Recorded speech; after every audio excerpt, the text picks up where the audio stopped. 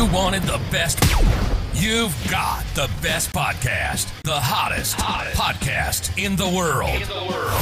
The Chris Voss Show, the preeminent podcast with guests so smart you may experience serious brain bleed. The CEOs, authors, thought leaders, visionaries, and motivators. Get ready. Strap yourself in. Keep your hands, arms, and legs inside the vehicle at all times, because you're about to go on a monster education roller coaster with your brain. Now, here's your host, Chris Voss. Hi, folks. This is Voss here from the ChrisVossShow.com, the ChrisVossShow.com. As if you'd never heard that before, that's always on the show. Why is that? I don't know why. It's something we started like a million years ago, and then when I stopped doing it, people said, why the hell do you sing that part? We love it. Quit, stop not doing it. And we continued ever since, and then you run up to me at shows and go, the Chris Voss Show, and I go, scaredy. Anyway, guys, welcome to the big show. We certainly appreciate you guys tuning in. Thanks for being here because we love you. We love you from the deepest bottom parts of our heart. You know, we love you so much, we don't even charge for the show. And I bring this up as a matter of shaming and guilt, of course, to get the plugs in. Sam Harris, I was listening to his show, brilliant mind. He charges for his show. And I was listening to one going, God damn, I got to pay $8 to listen to the show a month? What the hell? So you know what we do out of the goodness and kindness of our hearts? Because we love you so much. This is the depths of our love that I'm trying to convey here. We don't charge anything. And it's free. But one thing we would like to ask you for, because there always has to be a catch, please refer the show to your family, friends, and relatives. Tell them to go to youtube.com/Chris Voss, goodreads.com/Chris Voss, LinkedIn, the big LinkedIn newsletter over there. That thing's crazy. The big 130,000 group on LinkedIn. Go check out all those places. Refer your friends to them. Give us 5-star reviews on iTunes. And you know what? For all the depth of love that we have for you, we will love you even more, as if that were possible, but I'm not sure. But we're going to spin it that way. Thanks, Monis, for always tuning in. As always, we appreciate you. We have an amazing author on the show today. He's going to be talking to us about his amazing book called Confessions of an Economic Hitman. John Perkins is on the show with us today, and he's got his third edition out of his amazing book, in New York Times bestseller, all updated and expanded with 12 explosive new chapters. And we're going to be talking to him about what goes into his book and everything else. But let me tell you, this guy isn't just some author of a book, eh? He's the chief economist at a major consulting firm. He served as an advisor to the World Bank, the UN, the IMF, Fortune 500 corporations, leaders of countries in Africa, Asia, Latin America, and the Middle East, and plus U.S. government agencies, that too.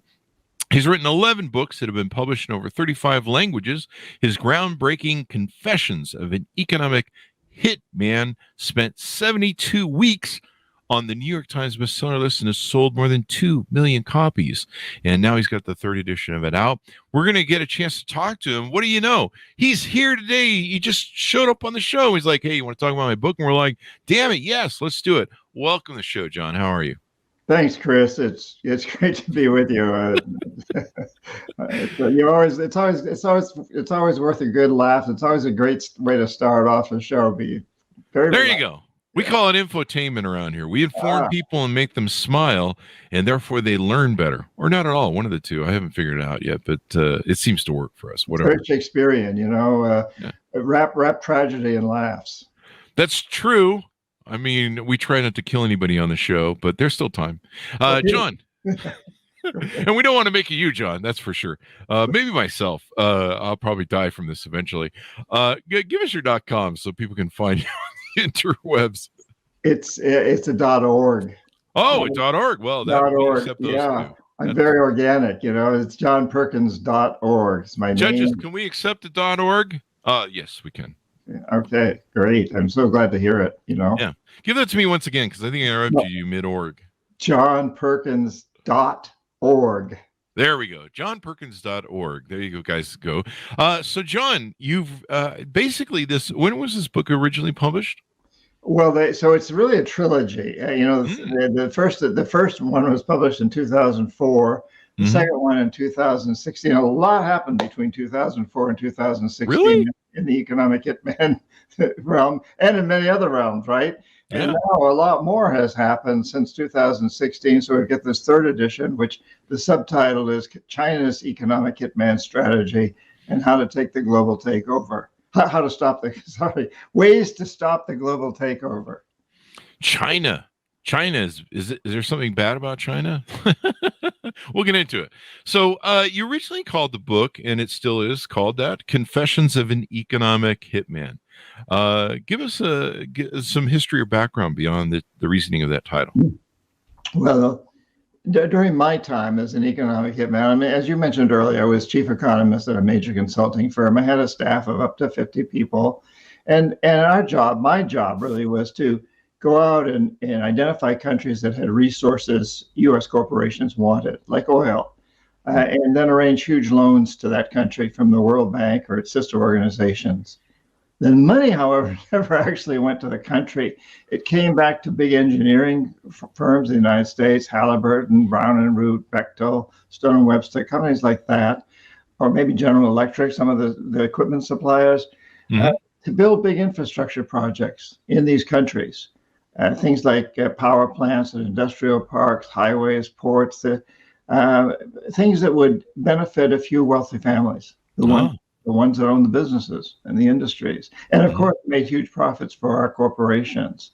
But in the long run, the people suffered because money was diverted from health, education, and other social services to pay off the interest on the loan. And in the end, the principal couldn't be repaid. That was part of the strategy. Wow. And that was actually the strategy, to never get the principal paid, or usually these countries, we knew ahead of time that we were going to give them too big a loans, that they weren't going to be able to repay the strategy. So we implemented what was called neoliberal economics. And that means we went back in, usually as the guise of the International Monetary Fund, and restructured the loan for the country, cut a deal with them. But that deal insisted that they sell their resource, their oil, or today it would be lithium, cobalt, the things that are used in a green economy, that they sell these real cheaply to our corporations without many, if any, environmental and social restrictions. Wow. But they privatize their government-owned or the publicly owned sectors, like their utility companies, water and sewage systems, electric companies, sell them to our investors. Drop regulations, basically trickle-down economics. It's known as neoliberal economics. So we insisted on these things, and then our corporations, our oil companies, our mining companies could go in and very much exploit the resources the country had. You mean we weren't spreading democracy? Isn't that interesting? That like all historical empires, we have we sell a good story, and that is that we're spreading democracy.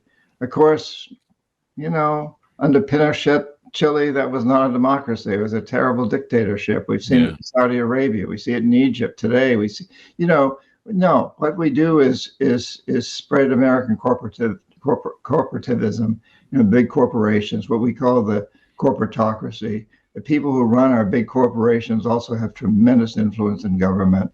And basically, this whole empire is a corporate empire supported by the U.S. government and these banking interests that are controlled by the U.S. government, like the World Bank and the U.S. Treasury Department, USAID, and many of the other institutions. These are known as the Washington Consensus. So you get the Washington Consensus putting money into these countries, and then the neoliberal economics comes along to make sure that the money comes back to us in many different forms.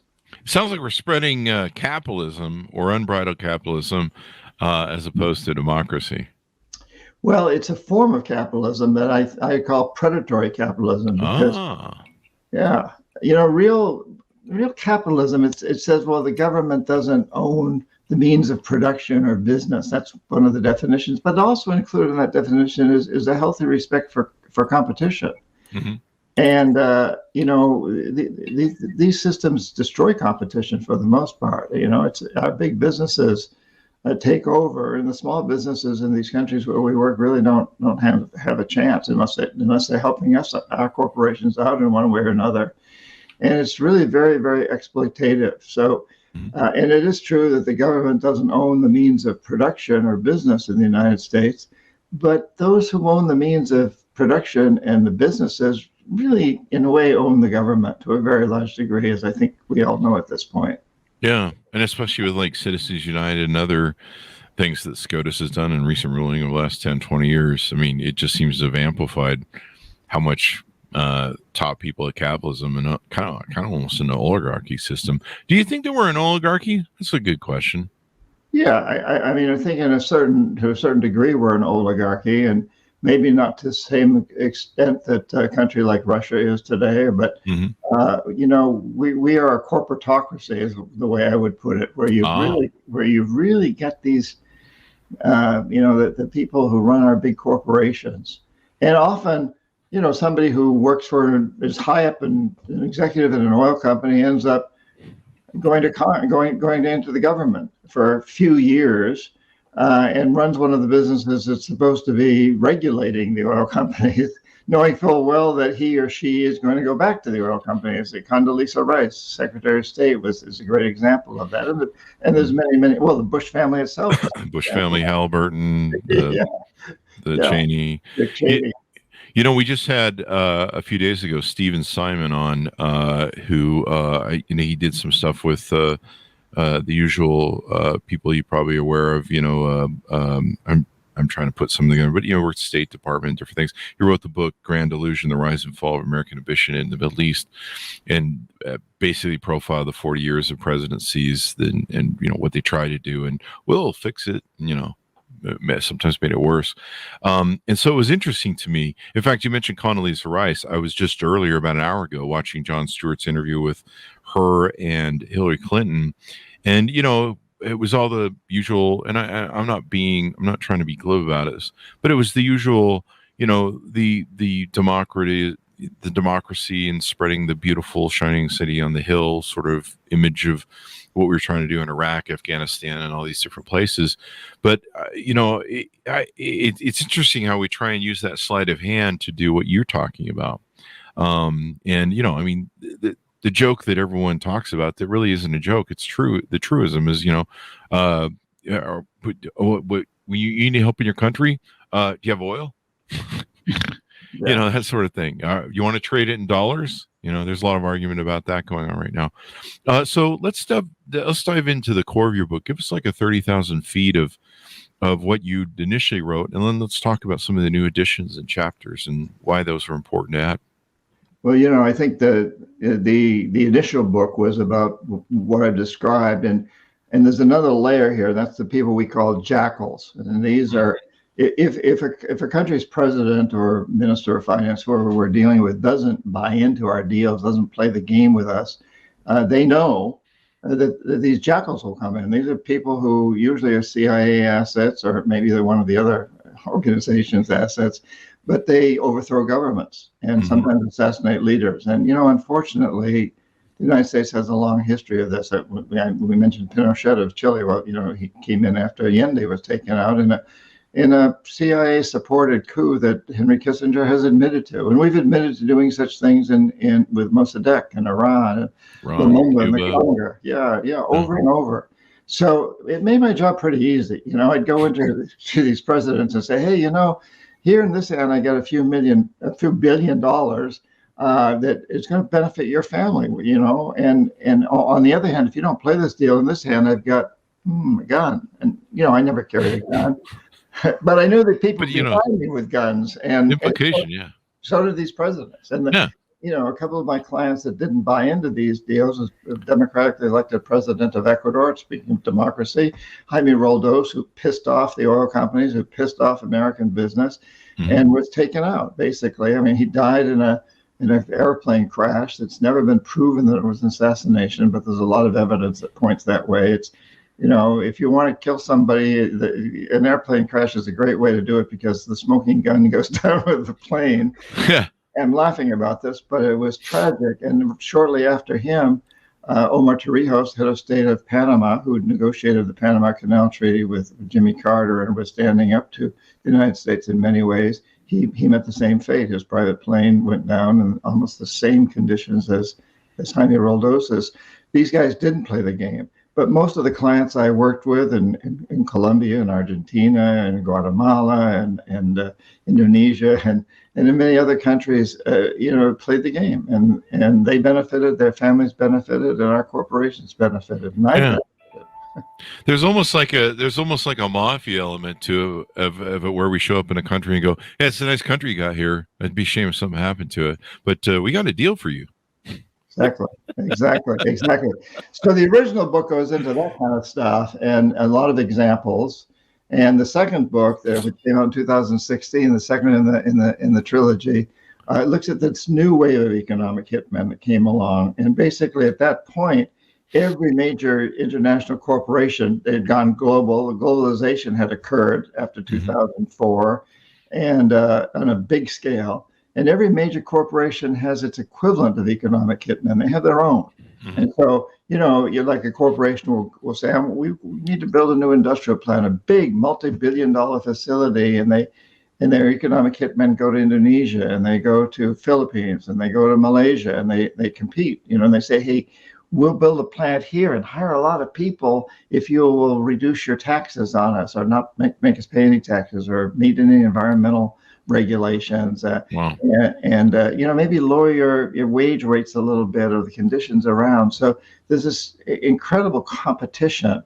So every major corporation, and that's just one example of how these economic hitmen work. The second book, The New Confessions of an Economic Hitman, is about that. And now this third book is what's happened in the time since then, which is China's economic hitmen have really, really learned from our successes and our failures, and they've outmaneuvered us. Their economic hitmen are more efficient than ours are all around the world today. So they have become the number one investor and the number one trading partner on every continent.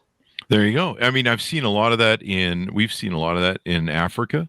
Sometimes they've even repossessed ports. Russia's been called in to kind of be the gun enforcer in some of these countries, and the precious metals, there's this fight over this precious metals and what develops to do these things. It's really interesting. It's almost like a game of who can exploit who first and best at this point. Yeah, I just happen to have here a print of a pretty interesting map. So the red shows where China is the number one trading partner, and the blue is the United States. And you can see our reach doesn't go nearly as far as theirs. Down below, it points out that 124 countries are are with China, and 56 are with the United States. Did I get that right? 124. I got it right. There you go. So, China's reach has just been phenomenal, and this has all happened in less than a decade. It's been truly amazing what China has done. And I have to say, Chris, part of it is because the United States devoted so many resources to Afghanistan and Iraq, and really we neglected Latin America and Africa and parts of Asia, and China moved in.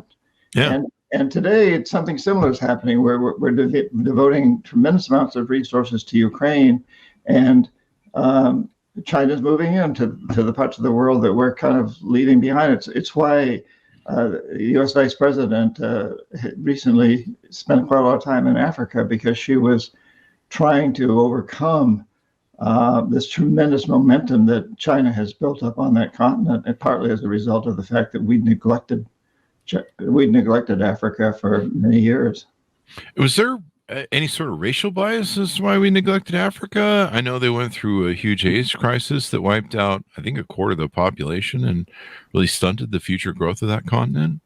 Well, it's interesting that I think the average age, not life expectancy, but average age in Africa is about 19 years old. Yeah. And in the United States and in China and Russia, and it's something close to 40 years old. Yeah. It's well over, it's twice what it is in Africa. So yeah, very young population. The race issue is a fascinating one. In December, there was a meeting, a global security meeting held in Munich, in Germany, and the global South, it was fascinating to see how what we call the global South, Africa, Latin America, the places that they have this very, very different understanding of the war in Ukraine than what we get and what much of Europe gets. And they actually said they felt that the war in Ukraine was a white person, European American war. Wow. And to them, and I'm not defending this. I'm simply pointing out what came out of those meetings, that they said, you're putting a lot more resources into Ukraine than you ever did to help us fight COVID. We've got starvation. We've got terrible malnutrition. We've got lousy health conditions. We need help. We need people to invest in our economy. And you haven't done that. And Europe has accepted tremendous amounts of immigrants from Ukraine and not done the same with people from Africa. So there is this, you raised issue, and you raised the race issue. And, again, I'm not defending in any of these particular aspects, but you get a very, very different view when you talk to people in Africa and Latin America. I just came back from Latin America. I was there most of January and some of February, and I speak Spanish fluently. And talking to people, they have such a different view of the world than we do. And to them, the biggest problems in the world are malnutrition, climate change, and what that's doing to their economies, and disease. And so they're saying, gee, just stop fighting, you guys. Stop all this competition in the north and the insanity in the north, and deal with what's really important in the long term, to the long-term survival of our species. Yeah, it's definitely something to contemplate. And, we as America have a 400-year history with issues with race and everything else that's gone on with us. So, there is some of that in play. I think some of the administrations that we've had, you can kind of look at and go, there might have been some preference there. So in your book, do you talk about, there's been some recent interesting moves that the Biden administration has done, the chip thing, where they cut off the chips to China. And it seems like there's been a real push to move to manufacturing. There was Pelosi, House Speaker Pelosi, going to Taiwan, which has really pissed off the China folks. Do you get into some of that? Yeah, I do, very much so. And I think, to cut to the chase, the conclusion and perhaps the most important theme throughout the book is that this economic hitman strategy, whether it is being implemented by the United States or China or anyone else, it's basically a competition that's a race to disaster. Sounds like nuclear war between USSR and Russia back in the day. Yeah, well, and but there's no question that our current economic system has created what we can call a death economy. It's an economic system that's consuming and polluting itself into extinction. In the short term, it's in the name of short-term profits, it's depleting the resources it needs for the long term. And this is true whether it's being done for China or the United States or whomever. It is ultimately a self-defeating strategy. And we need to understand that we in China can disagree on an awful lot of things, but let's agree that nobody wins this race. Nobody's a winner on a dead planet. So it's terribly important that we stop this competitive strategy for exploitative domination of the world, and turn this death economy into a life economy. And a life economy, Chris, is an economic system that will pay people to clean up pollution, to come up with ways to mine all the plastic that's in the oceans and recycle it, as one example, and to regenerate coral reefs and other devastated environments, forests everywhere, recycle, create new technologies like solar and wind and things that we haven't even thought of or we haven't pursued yet, that don't ravage the earth. To move from this death economy to a life economy doesn't mean that we're going to have to give up on good lives at all. It means quite the opposite. But it does mean that we will pay people to do things that not only make some short-term profits, because business needs short-term profits. We all know that. You've got to, but not these excessive short-term profits. Instead, devote a great deal of that effort to the long-term survival of human beings on this planet, and all life forms for that matter, so that the future success stories will be those that have worked toward creating a life economy. There you go. Do you talk in the book about, the interesting thing about China in recent strategy? We've seen everything that you talk about in your book. I don't know if you touch on the islands they build, the man-made islands they built in the Pacific American oceans.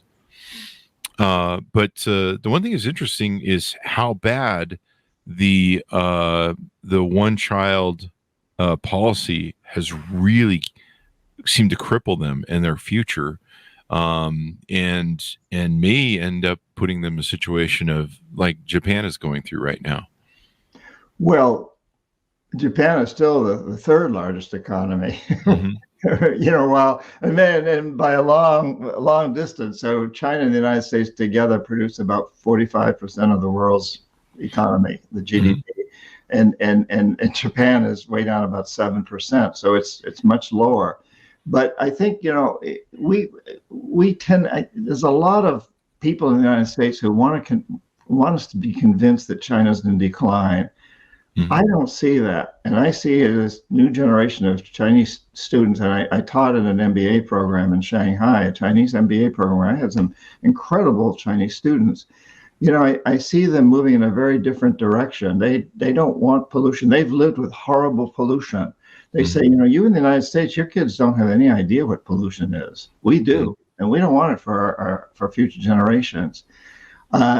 They don't see their slowdown in economic growth quite the same as we do, because their slowdown means that they're more approaching something that was normal for most of the rest of the world. While they were going at 10% a year for 30 years, the rest of us were going, much, much less than that. And that's kind of what they're doing now. So they've come out of this huge growth period that they needed to bring them out of the Cultural Revolution, out of the tragedy that Mao created until he died in the mid-70s. And they pulled themselves out of that with a huge effort.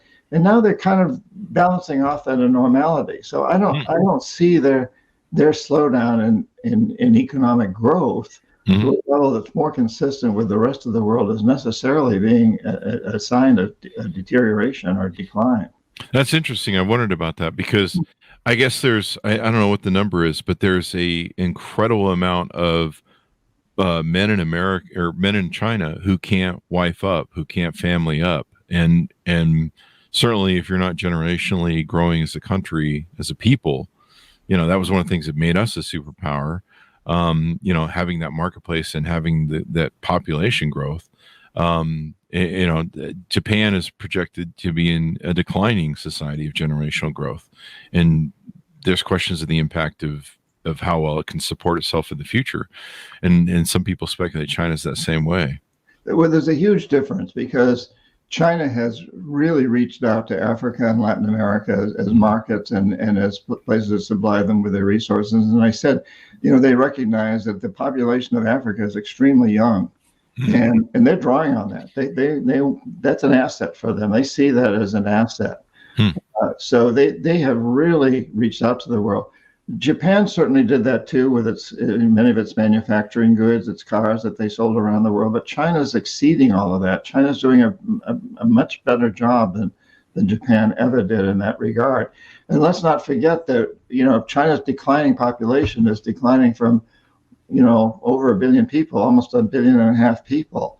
We've still got less than 400 million in the United States. So they've still got a huge population.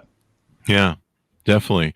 So let me ask you this. There's been talk about, and I think it's more than talk, people have talked about how moving manufacturing from China to Mexico, which proximity-wise gives us an interesting trading route. I don't know why someone didn't think about it sooner, but do you see this as a viable solution? I mean, Vietnam has risen as a replacement to China and other things.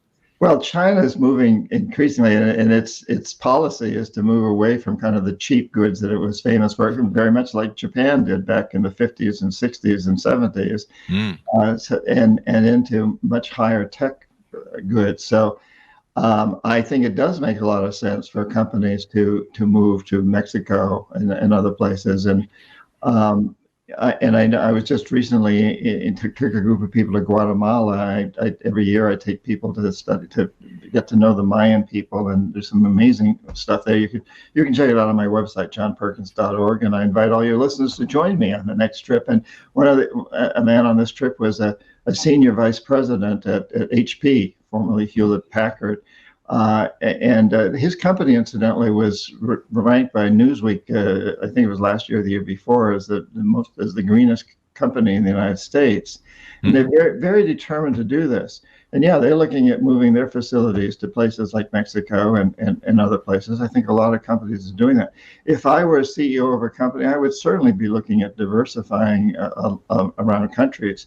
But it's pretty hard to rule out China these days because it's such a huge market for one thing, and it's got it's got some very highly educated, well-trained people that are staying in China. There's some leaving, but there's a lot staying.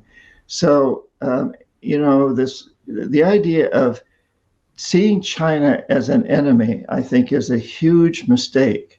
And while I think it's good for companies to diversify where they locate their plants and the markets they reach, let's not try to segregate this between the United States and China, like the Cold War you mentioned earlier. We don't want to repeat that. It doesn't make any sense to repeat that. The world is too small. We're too deeply integrated now to repeat that tragic mistake. There you go. And so you think we're in the third wave of this economic hitman, the EHM, as you refer to it. And are things getting better, or are they getting worse from the three different waves that we've processed through? Well, it depends on what. So it's getting better for China, worse for the United States, and worse for the world. As I said before, this competition, the economic hitman strategy, and basically the whole thing is run by what you could define as an economic hitman strategy. I go into detail in the book about the 4 pillars of the economic hitman strategy, which basically define the economy and economic growth. And the way these were being applied by both countries and others is taking us into terrible climate change and the threat of nuclear war and terrible environmental devastation and income inequality. So, in the long run, this is not beneficial to anyone. In the short run, we can talk about whether China is doing better, the United States is doing better. But when we define better as increasing what we call gross domestic product or gross global product in this case, it's a misnomer, and it's very misleading because those statistics measure how well the wealthiest people are doing. They don't really measure overall prosperity. And I'll give you an example. And this is one of the reasons that I was an economic hitman for 10 years, and I believed in what I was doing. I thought that model I was using, that economic hitman strategy, was helping poor countries. Because statistically, we'd show that when you invest in a lot of money in infrastructure, the economy grows. And it does when you measure it by GDP. But that doesn't mean everybody's benefiting. It only means in most cases that a few people are benefiting. So here's an example. In the United States, we have 3 individuals, who own as much wealth as more than half the country. If those 3 individuals last year made 10% return on their wealth, and half the country lost 3%. Wow. And the rest of the country remained the same, we'd show an overall growth of something close to 4%. Wow. It would look as though the entire country benefited, but in fact, only 3 individuals and their families benefited. And everybody else either lost or stayed the same. And if that's true in a country like the United States, where 3 individuals have as much wealth as half the country, What about in a country where 3 individuals or 2 individuals or families have as much wealth as 90% of the country? Yeah. And if you take the world as a whole, you've got a handful of people, less than 100, who have tremendous amount of wealth. Mm-hmm. So the way we measure our global economy is totally biased in favor of the rich and big corporations. So we've got to stop that measurement and start measuring what it really means to have prosperity for everyone. Yeah. I mean, we've been watching the deconstruction of the middle class since the Reagan era times. Maybe you can say some of it came from either Carter or Nixon, but definitely it seemed to have accelerated. The trickle down economics. I'm still waiting for my check from Ronald Reagan. And yeah, we've seen this. We've seen this huge rise of ultra rich people. Even over COVID, they got richer. And it seems like the pan-globalism of these quote unquote oligarchs, I'll throw around the term for fun. They're making more money globally as opposed to some of us locally. But yeah, there's, you mentioned earlier the Iraq and Afghanistan war and some of the different things that we're focused on. I hear people say it even today, like, we're spending all this money in Ukraine, like, hey, we can't fund schools, we can't fund, we got infrastructure falling apart in this country. A lot of stuff does seem to have been ignored here for a long time. I'm still waiting for the Trump infrastructure week to come through. I think that's any day now. Yeah. Well, I think you hit the nail on the head there. And while the brutality that Russia's exhibited toward Ukraine is outrageous, and it has to be stopped. We've got to be careful that war doesn't drain us all of our resources, and also it's a huge diversion from this long-term real problem of climate change that we're facing, and the death economy in the world that's causing huge crises that are my 14-year-old grandson and all his brothers and sisters around the planet are going to inherit. We've got to confront that. Definitely. I mean, we're seeing that with rising sea level tides and, higher craziness and weather patterns and different things. You mentioned a really good point. I mean, I didn't realize how important Ukraine was to the global environment when it came to like sunflower seeds or wheat or other different things. I was like, wait, fertilizer. Yeah. And so, yeah, I can see fighting over it, but it's almost like China has really benefited from our, like you say, a hyper focus on, we need to be the policeman of the world and democracy. And, we focused all this time in Afghanistan, Iraq, and resources. And then, we were even guilty of doing what you called the Hitman theory there, where, we were pouring money in that country, and really just the guys who were running it were getting rich and embezzling money and sending it to Swiss banks and different things like that nature. How do we dial this back? How do we get on a corrective thing? You mentioned your website that all of us it's important to all of us to try and correct this. How do we do that? How do we each of us have that role to play? I think, Chris, that is the most important point of the book, is to say that we must transform the death economy to a life economy, and every one of us has a role to play. We are all consumers, so we're victims of this economy, but we're also collaborators in the way we consume. Many of us are investors or managers or owners or in these companies, and we have a lot more power than we realize.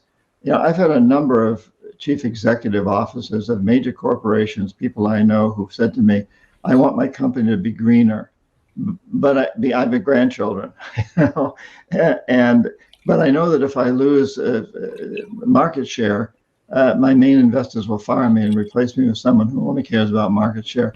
So they beg me, they say, hey, tell your audience, and I'm telling this audience right now, write emails, Twitter, whatever it is, the way you communicate, pick a company, or join a consumer campaign, and pick a company that you want to see change, and write them a letter and say, hey, I love your product, but I'm not going to buy it anymore until you pay your workers in Indonesia a fair salary or living wage, or clean up the pollution you've caused, or whatever the issue is. And when you do change your policies, I'm going to make sure that hundreds of thousands of people know this. And you send that email to all your social networking circles, and you ask them to send it to all of theirs and to send it to these executives. And I've had executives plead with me to try to encourage people to do that because they say, I don't read all these emails, but somebody looks them over, and I get a matrix once a month that tells me, and if I have all these emails insisting that we change, I can take those to our primary investors, and it has a lot of power. Does the Gen Z generation seems to be bringing like a lot of quote unquote wokeism to stuff, and it seems to be like there's discussions about I never know if it's true or not, but there's a lot of discussions among corporate stuff that okay, this new generation, they kind of want these more environmental friendly, more racial tolerance and inclusion, more of whatever the hell Bernie says. Is that having an effect? Is that weighing on the scale at all? Well, absolutely, and perhaps more in much of the rest of the world than it is in the United States. Mm-hmm. Again, I think that we haven't experienced terrible pollution. Mm-hmm. We have not had enemies on our border in anybody's lifetime. Yeah. Where most of the rest of the world has. Yeah. We've got Canada and Mexico and the Atlantic and Pacific Oceans, and so and there's sharks in them too. So yeah, to get to those sharks, and plastic too. You got to. I think the plastic's more dangerous. I think most of the sharks are on the land. Yeah. Actually, the sharks are on Wall Street. They hang out. And they've crept up the ocean into Wall Street. But so as I travel in places around the world, and I'm going to be speaking in 3 or 4 different places in Europe this summer, including a huge rock festival, 55,000 people. This is my 3rd year there. I didn't know there was a break during the pandemic, but before that, and now I'm going back, and I find that young people around the world are very, very concerned. And that's true in the United States too, but again, maybe a little less so here than in many countries. Chinese young people are very concerned. They've experienced these terrible conditions. So that is our hope. That's my hope that the future generations will get this and somehow correct the mistakes that my generation made. Yeah.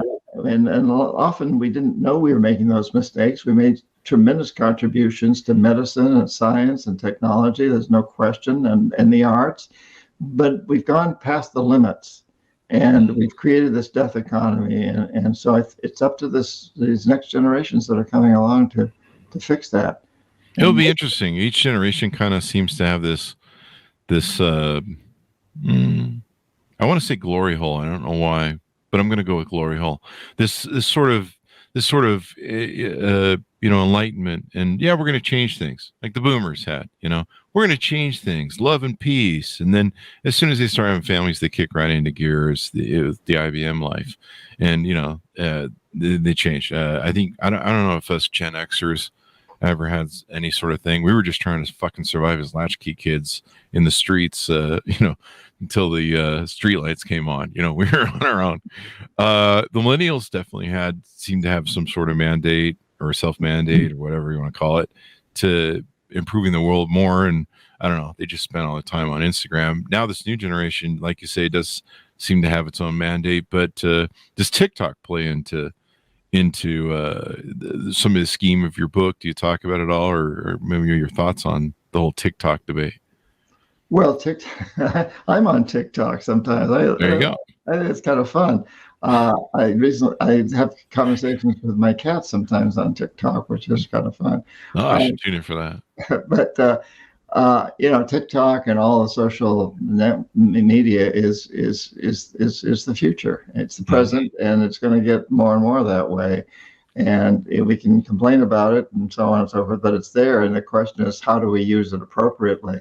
You know, when the Gutenberg press was invented back whenever that was, it said, you know, that a lot of people pronounced that it would be the end of the world, because up until then, the church had controlled everything that got printed, everything that got distributed was basically hand copied by monks. And so the church, you know, controlled all this religious data, and they said, well, you know, if everybody can print their own stuff, that's the end. You know, the devil's going to take over. So the devil did take over, I think. Yeah, and television again. When I was a kid, it's like, wait a minute, this is going to destroy us, and maybe it has. But here we go again. But so I think that, but it's what it is. Yeah. And I do believe that, you know, you talk about each generation having hope, and we had a lot of changes. When you think about it, when I was in college, nobody would have ever considered that there'd be such a thing as same-sex marriage. Mm-hmm. Forget about the whole transgender issue and all the issues around gender and sexuality and you know, there were no women or CEOs back in those days. And I remember when I went to business school, I don't remember how many were in my class, but there were a lot. There were several hundred in my class, and there were only 3 women. Yeah. So, I mean, things have changed a lot. And look at how we've changed it. You know, it wasn't very long ago that we said solar and wind can never compete economically with fossil fuels. Well, that's no longer true. Mm-hmm. And so there have been huge changes that have occurred. We sometimes forget that. Yeah. And some of them have been disappointing, and some of them have caused problems. But we're able to, you know, that very technology that you're talking about is enabling us to do this right now, Chris. I don't have to fly to wherever you are in order to be on your show now, which wasn't true 10 years ago. I would have had to fly there to be on that show, or you would have had to send a candy over here. You know, it's amazing. The changes that have occurred are phenomenal. The question is, how are we going to use them? And we need to change our perception about what it means to be successful human beings, being human on this planet, and stop working towards short-term materialistic gains, and focus on long-term benefits for all life. There you go. That's always a good idea. I find that focusing on long-term for life is probably self-serving enough to want to chase after, because I kind of like to be here tomorrow and get a burger. But lastly, as we go out, because we want to tease, you know, why people should buy your book and get them to order it. What do you hope people walk away from in this new updated version? Well, all the things we've been discussing, we must transform the death economy to a life economy. We simply must make that happen, and the role that each of us can play. And so at the end of the book, there's a whole process of what each individual, really 5 questions that goes into some detail that we can each ask ourselves. So how do we participate? And, you know, like the first question is, what is it I most want to do for the rest of my life? What'll give me the greatest satisfaction? I'd say I want to write. I love to write. Mm-hmm. And I have a friend who's a carpenter who'd say, I want to work with my hands in wood. Mm-hmm. And the second question is, how do I do that in a way that's going to help transform the death economy to a life economy? Mm. And I would answer by saying, I'm going to write about these things. I want to inspire people through my writing. And my carpenter friend will say, well, I'm only going to use sustainable materials. And I'm going to tell all my clients that when they use sustainable materials, it's not an added cost. It's an investment in the future for them and their children. Yeah. And then the last 3 questions deal with what are your personal blockages that are keeping you from doing whatever you most want to do, and how do you take actions to change those? And it goes into some detail around that.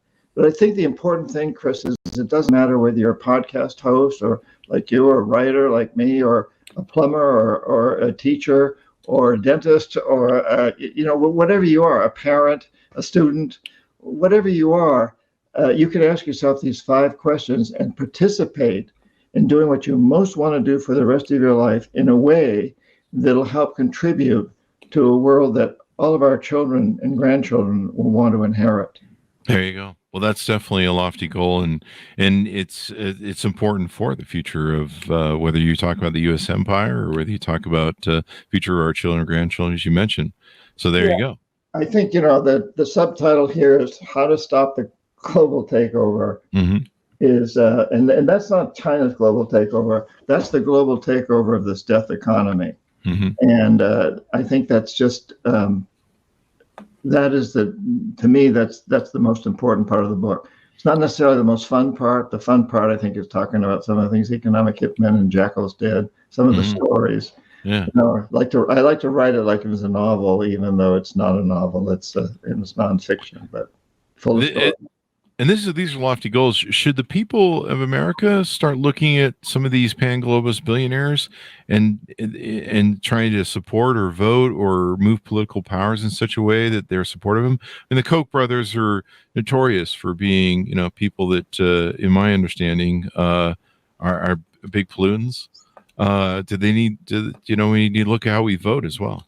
Well, yes, absolutely. How do we vote for people in politics and for corporations that are moving us toward a life economy? Mm-hmm. And, I think one of the sad things about the billionaires and big corporations is a lot of them don't pay taxes, or they pay very few taxes. And they benefit from all the services they get. They benefit from our fire departments, our police departments, our schools, our airports, our highways. All of these things they benefit from, and they don't pay their fair share. And so I think that's the idea of taxing, making sure that the rich and the big corporations pay their fair share of taxes is extremely important. Yeah, there you go. Vote in the marketplace and vote in the voting polls. There you go. I mean, I think we should have, I think this has been a joke from a comedian, so I don't want to say it's mine, but I think someone said once that politicians, how NASCAR, they're covered in all the badges of all the companies that sponsor them. We should have that the same thing with politicians. I love that idea. I like that idea. Would that be funny as hell? Yeah. like I'm not voting for that guy because Skittles is sponsoring. I don't know why you'd want to vote for some Skittles. I mean, come on, it's a great candy. I don't know, but I'm probably going to sue now by Skittles. Anyway, guys, it's been wonderful to have you on, John, and it's a very insightful conversation we've had, and hopefully giving some people some hopes for the future and some ideas on what to change. Well, I appreciate you, Chris, and all that you do, and thank you for having me on the show. It's been a great pleasure, and keep up your great work. Getting the message out, informing the public and inspiring and getting people to ask questions and question everything. And, that's part of democracy. Democracies require that we be critical of what we're doing and in order that we can change it. Yeah, we had two choices. We either had Kim Kardashian content, the Kardashians content, or housewives of whatever this week, or smart, brilliant authors like yourself on, and we chose that. So, man, I should have dressed differently for the show, I think. Probably. I don't know. I should too. Anyway, John, as we go, give us your .org so people can find you on the interwebs, please. JohnPerkins.org. And please put your email in the little box that says subscribe to my newsletter, because then you'll know where I'm going to be appearing. You'll learn about the trips I take people on to to shamans and so forth. And I travel around a lot and speak at different places. So I hope I'll meet some of your audience. But if they put their email in the little box, the newsletter comes out just only about once a month. It's absolutely brilliant. It's short and fun, and we'll let you know what I'm up to and where I'm going to be. So I'd love to meet some of your audience. There you go. Order it up, folks. Wherever fine books are sold. Remember, stay out of the alley of bookstores. Sometimes they're a bit overgrown. You might need a tetanus shot if you step on some nail. Confessions of an Economic Hitman, the 3rd edition, out February 28th, 2023 by John Perkins. Thanks for coming on the show, John. Thanks to my audience for tuning in. Go to goodreads.com/Chris Voss, youtube.com/Chris Voss, and let's see, what is there? LinkedIn as well. Somebody says, I adore John Perkins. He showed us the tricks of the economic trade we never knew about. Thank you, JP. So thank you, Cheyenne, for offering that up. There you go. Thanks very much for tuning in. Be good to each other. Stay safe, and we'll see you guys next time. And let's have